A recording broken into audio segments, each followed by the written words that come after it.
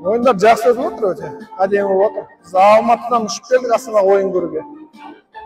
Баяғы ойыншы қатары азыркы бул дүйнөлүк көчмөндөр оюндардын деңгээли кандай болуп тур? Өте жақсы болып отыр, деңгейі әдемі болып жатыр. Өте жоғары деңгейде өтіп жатыр ойындарымыз.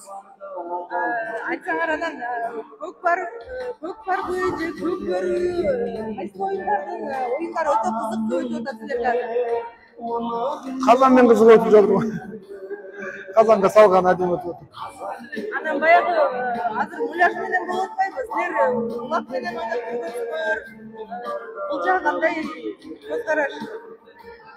Енді білмеймін, басқа Европаның елдеріне ол жаман көрінеді дегеннен кейін муляж жасап жатқан. Негізі бірақ көкпармен шапқанда қызық бола ма деп ойлаймын.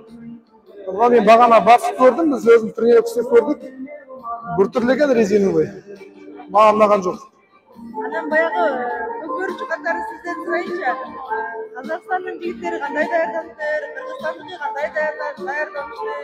Оны енді 12-сі күні көреміз ғой, екеуі де жақсы ойнап жатыр, бірақ бұл басқа командалар ол деңгейде емес қой, енді Қырғызстан мен Қазақстан деңгейде емес. Бәрін енді саты дейміз ғой, 1-2 сат төмен болып тұр да Қазақ пен Қырғызстан. Прогноз баягы сизде деле эки команда финалга чыгат деп турган экенсиз. Иә, екі команда шығар финалга. Анан Казакстандын курама командасы составы кандай түзүлдү? Сиздин кукулуңузга толдубу? Ал? Сиздин кукулга толдубу алардын курамдын түзүлгөнүнө? Енді білмеймін, енді оны өзінің бапкерлері бар ғой, солар дайындап шыққан балалар. Жақсы деп ойлаймын әр бала. Жакшы экен. Анан кийинки келаткан жылы сизди Кыргызстандын командаларынан көрөбүзбү? Иә, жаңа сіздердің Талас Федерациясының президенті ғой деймін, Ерлан деген кісі. Сонымен сөйлестік, может келесі жылы Таластың бір командасында ойнап қаламын. Сізді Кыргызстандан күтөбүз анда.